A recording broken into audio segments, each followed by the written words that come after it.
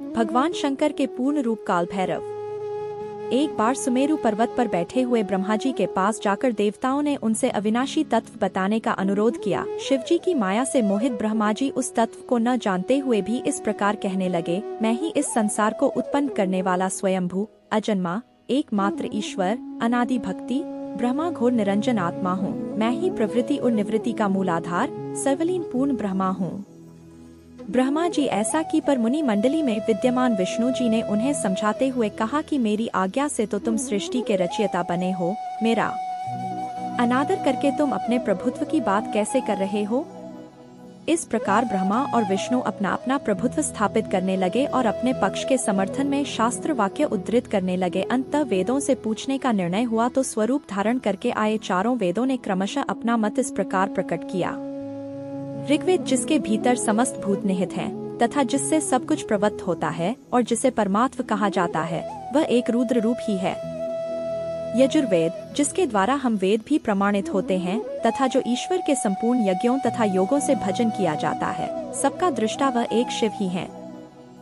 सामवेद, जो समस्त संसारी जनों को भरमाता है, जिसे योगी जन ढूंढते हैं और जिसकी भांति से सारा संसार प्रकाशित होता है, वे एक त्र्यंबक शिवजी ही हैं।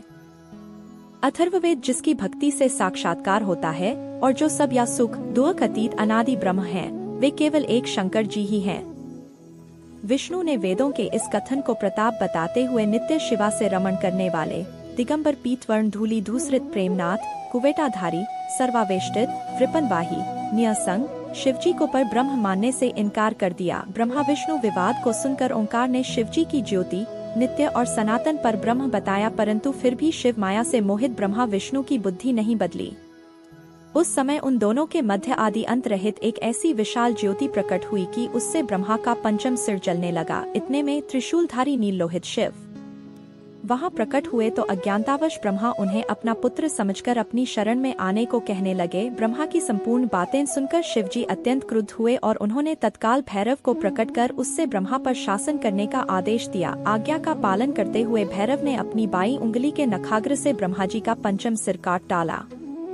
भयभीत ब्रह्मा शतरुद्री का पाठ करते हुए शिवजी के शरण हुए। ब्रह्मा और विष्णु दोनों को सत्य की प्रतीति हो गई और वे दोनों शिवजी की महिमा का गान करने लगे। यह देखकर शिवजी शांत हुए और उन दोनों को अभयदान दिया। इसके उपरांत शिवजी ने उसके भीषण होने के कारण भैरव और काल को भी भयभीत करने वाला होने के कारण काल भैरव तथा भक्तों के पापों को तत्काल नष्ट करने वाला होने के कारण पाप भक्षक नाम देकर उसे काशीपुरी का अधिपति बना दिया।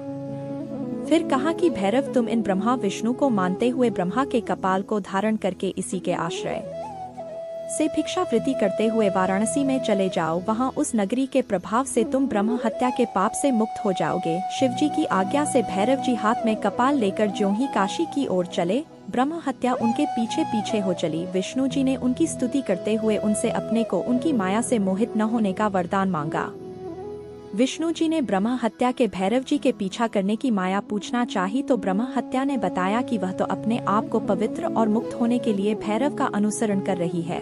भैरव जी ज्यों ही काशी पहुँचे त्यों ही उनके हाथ से चिमटा और कपाल छूटकर पृथ्वी पर गिर गया और तब से उस स्थान का नाम कपालमोचन तीर्थ पड़ गया। इस तीर्थ में जाकर सविधि पिंडदान और देव पितृतर्पण करने से मनुष्य ब्रह्म हत्या के पाप से निवृत्त हो जाता है।